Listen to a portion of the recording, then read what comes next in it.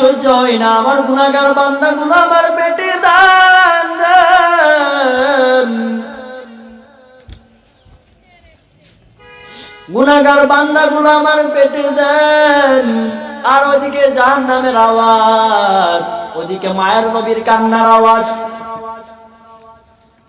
তখন বলবে ফেরেশতা জাহান্নামকে ফিরাইয়া রাখ, জাহান্নামকে ফিরাইয়া রাখ। জাহান্নামকে যদি ফিরাইয়া না রাখস বাঁচার উপায় নাই, বাঁচার উপায় নাই, জাহান্নামকে ফিরাইয়া রাখ। ৭০,০০০ শিকল লাগাইয়াও জাহান্নামকে ধরে রাখতে পারে না। কত হাজার? ৭০,০০০ শিকল লাগাইয়াও জাহান্নামকে ধরে রাখতে পারে না। তুমি না আমার সন্তান ছিলা, আমাকে একটা নেক দাও। বলবে আমি তোমাকে চিনি না। কি উপায় হইবে হাসরের মাঠে? বলবে তোমাকে আমি চিনি না। বলবে বাবা, বলবেন এ সন্তান, তোরে না আমি নিজে চা না খাইয়া বন্ধু বান্ধবের সাথে আড্ডা না দিয়া তোকে না আমি আদর করিয়া খাওয়াইতাম, কাটা কলম নিয়ে আসতাম, বন্ধু বান্ধবের সাথে আড্ডা না দিয়া, চা না খাইয়া, বিড়ি না খাইয়া, পান না খাইয়া তোর জন্য নিয়ে আসতাম। আজকে তুই চিনিস না আমারে। বলবে আমার দুনিয়াতে বাবা ছিল না। তখন বলবেন আমি না তোকে আদর করিয়া খাওয়াইতাম, নিজে না খাইয়া তোকে নিয়ে খাওয়াইতাম। কেমনে চিনবে? দুনিয়া তো সন্তান বড় আলেম, আপনি তো আলেম না, আপনি তো আলেম না। আলেমের কাজ করবেন দূরের কথা, আলেমের হেফাজত করবেন দূরের কথা, আর আলেমের বিরোধী গান। এই জন্যই তো আপনাকে চিনবে না। আপনি কিন্তু নামাজ লাগে না, আপনার কিন্তু নবীর সুন্নত নাই।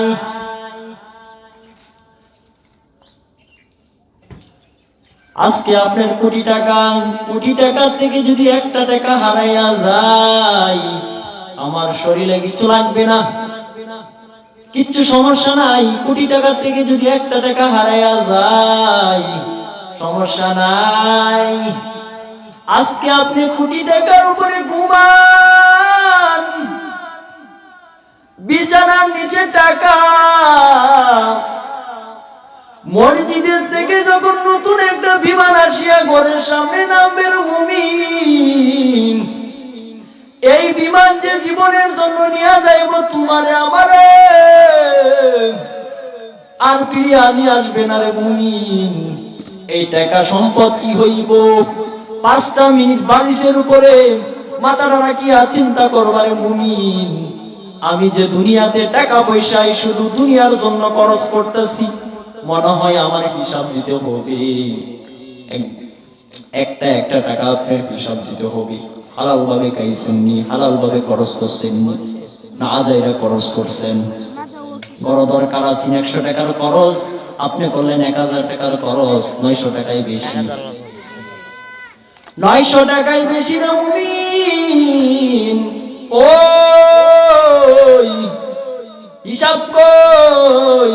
হিসাব নাই, হিসাব দিতে হবে। ঠিক আছে, আপনি কষ্ট করে চাকরি করে কামান, ব্যবসা করে কামান, অনেক পরিশ্রম করে টাকা কামান, সমস্যা নাই। মাদ্রাসাতে বেশি বেশি করে দান করবেন।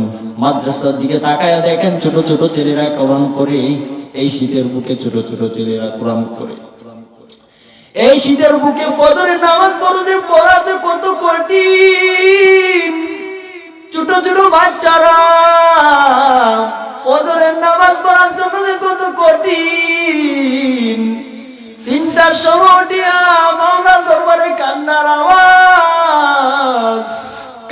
আওয়াজ, আর বলে মালিক, আমার মা আমাকে পাঠাইছে মাদ্রাসাতে, আমি বড় আলেম হওয়ার জন্য, হাফেজ হওয়ার জন্য। আমাকে হাফেজ বানাইয়া দেন, বড় আলেম বানাইয়া দেন। এই ছোট ছোট বাচ্চারা মাদ্রাসাতে 3টার সময় উঠিয়া কান্নার আওয়াজ, ও হুজুর আমার মা আমাকে পাঠাইছেন বড় আলেম হওয়ার জন্য।